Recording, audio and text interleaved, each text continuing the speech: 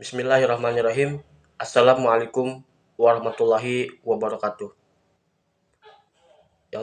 Perkenalkan, nama saya Ivan Zulkais. Saya dari jurusan KPI, tepatnya di kelas 4B. Pada kesempatan yang berbahagia ini, saya akan menjelaskan kembali mengenai project learning sebagaimana amanat yang diberikan oleh dosen pengampu mata kuliah penulisan berita dan artikel, yaitu kepada yang terhormat Bapak Dr. Adi Kusuma. Jadi pada pertemuan pertama di kelas penulisan berita dan artikel, ya, dosen tersebut memberikan pemahaman dasar mengenai pengertian komunikasi, lalu juga dilanjutkan dengan pemahaman mendasar mengenai penyiaran. Nah, pertama-tama akan mengupas mengenai apa itu komunikasi. Jadi komunikasi ini adalah pemahaman ya mengenai seseorang yang saling berbicara, minimal dua orang, yang mengajak bicara disebut sebagai komunikator. Sementara orang yang diajak bicara yang nantinya juga akan menjawab pertanyaan dari rekannya yang bertanya disebut sebagai komunikan. Jadi tujuan daripada komunikasi itu adalah berusaha saling memperoleh informasi, dan juga pada prosesnya di komunikasi itu menjalin daripada persamaan makna sehingga diwujudkan untuk ya mencapai suatu urusan-urusan yang memang dirasa vital untuk diperoleh serta dilanjutkan. Lalu untuk penyiaran. Nah, penyiaran ini suatu istilah yang memang sudah tidak asing lagi, apalagi ya sebagai salah satu mahasiswa yang berada di jurusan KPI. Nah, sebenarnya apa itu penyiaran?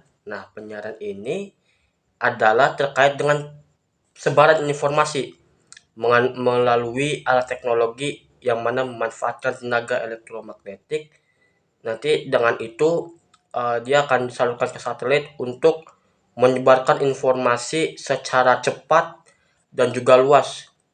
Jadi kalau dalam penyiaran itu memang sudah tentu dia menggunakan alat elektronik, dan memang di dalam penyiaran itu dikategorikan pada dua hal, yaitu bisa juga pada televisi, penyiaran televisi, dan juga penyiaran radio.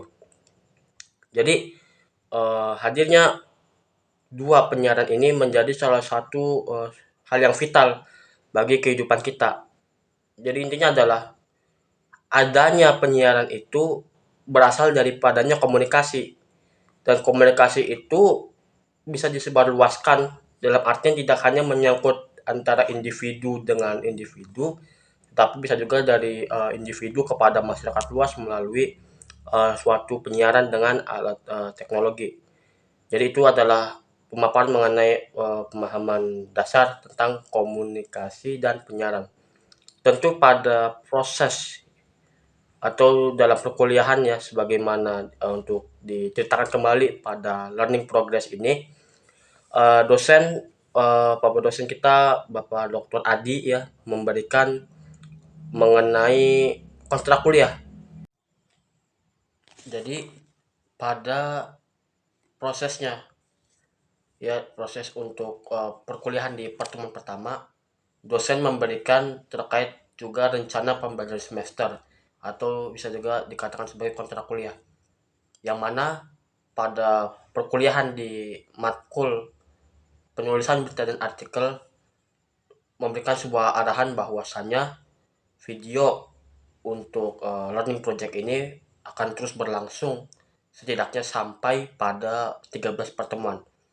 Selain itu, dosen di kelas memberikan sebuah pernyataan bahwasannya kehadiran pada mata kuliah ini tentu memberikan sebuah persyaratan agar bisa mengikuti proses untuk ujian tengah semester dan juga mengikuti ujian akhir semester, yang mana dosen memberikan suatu toleransi dalam artian ada suatu waktu yang memang mahasiswa yang bersangkutan tidak dapat hadir, diberikan kesempatan sebanyak 3 kali. yang itu merupakan hasil dari 75% dari 100% kehadiran secara penuh. Jadi kalau mama di kelas penuh selalu hadir itu 100%. Kalau misalnya 3 kali tidak hadir, entah itu tanpa keterangan yang jelas, tanpa memberikan surat resmi, maka tetap dosen memberikan itu, menilai itu sebagai suatu ketidakhadiran atau disebut sebagai juga alfa. Lalu di proses perkuliahan pada pertemuan pertama, dosen yang bersangkutan itu memberikan terkait juga perkenalan-perkenalan ya, bagaimana dosen berupaya untuk berkenalan dengan kita terkait juga dengan alasan mengapa kita atau yang bersangkutan itu mahasiswa memilih di jurusan KPI. Adapun kalau untuk diri saya sendiri adalah ini sebagai upaya untuk meningkatkan kemampuan saya dalam berkomunikasi, dan juga di masa sebelumnya saya juga turut aktif memberikan ide-ide di depan kelas, sehingga hadirnya juga saya pada jurusan ini tentu memiliki sebuah ekspektasi untuk mampu meningkatkan kemampuan berkomunikasi dan juga meningkatkan kemampuan menulis, sehingga apabila proses hidup saya itu sesuai dengan rencana dan juga dalam artian Allah menolong saya, tentu cita-cita yang ingin saya tempuh itu adalah menjadi seorang jurnalis atau bisa jadi mungkin menjadi seorang copywriter, sehingga apa berbagai hal yang telah saya dapatkan di kuliah akan jauh bermanfaat sesuai jurusan, sehingga bisa bermanfaat untuk bangsa dan negara, dan juga ini menjadi suatu cita-cita yang semoga akan terkabul di masa depan. Demikianlah learning progress pada pertemuan pertama yang dapat saya sampaikan. Kurang lebihnya mohon maaf. Wabillahi wal hidayah wal minkum. Wassalamualaikum warahmatullahi wabarakatuh.